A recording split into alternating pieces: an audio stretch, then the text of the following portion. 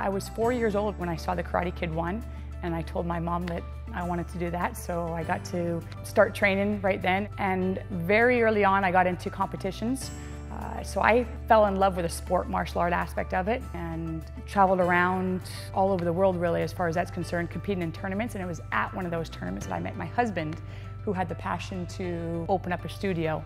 I started martial arts when I was very young, but my mother got me involved with it because I was the typical knucklehead kid that was getting in trouble all the time, getting in fights, not doing well in school. My husband had already started teaching at a few different parks, but then at the point where we decided maybe it was time to create some opportunities so we could teach some private lessons and have our own time slots, we kind of decided let's just go ahead and find a spot and do this full time. I want to say before we called MAIA Elite, we were at about 35,000 monthly and about 225 students at our headquarters, and we had the one facility.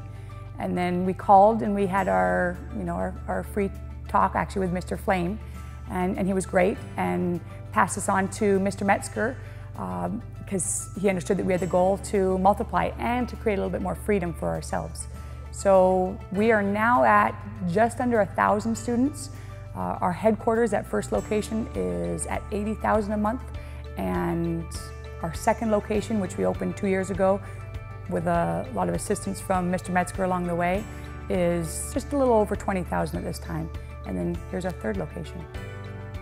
When MAIA came up with MAIA Elite Wealth, we were always already a MAIA Elite client, and we were actually at that time really looking for a bunch of different strategies on how to grow in different ways with our finances that we were earning through our business already, and ways to protect those finances as well. Since then, we've been able to figure out a bunch of things that we probably knew were out there on the fringes, but usually if you're left up to your own devices to do something about it, you may not be as proactive about it. But they not only posed the questions, they then followed up and asked, have you gotten that done? Have you looked into your insurance premiums and see if you can get them lowered? And all these little things that we were finding that we were leaving money on the table in a variety of different places. We would immediately come back from an Elite Wealth seminar, and they had 6 or 7 or 8 major things that we were probably going to tackle. We did them all in the first week. I think since joining MAIA Elite Wealth, our staff is much happier as well, funny enough, because we took obviously what we were learning ourselves from those meetings and brought it back to our staff. Because if we're learning how to manage our money, we wanted them to manage their money properly as well. And a lot of them have seen some big differences in their lifestyles, their finances as a result, and I think it's been a great thing all the way around as far as that's concerned.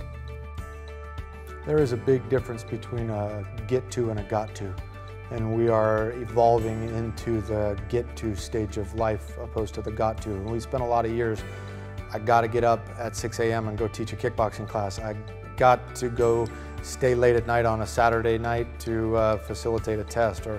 We've been there and done that part of it, and it's nice to be in the get to stage of we get to leave the country right now and go ride an elephant, or we get to go explore the largest cave that's just been found in the world a couple of years ago in Vietnam. We get to do those things. When human beings want anything in life, it's always best to start with the whys. Why you absolutely must have what it is that you're looking for. And then you can figure out how. How for us was MAIA.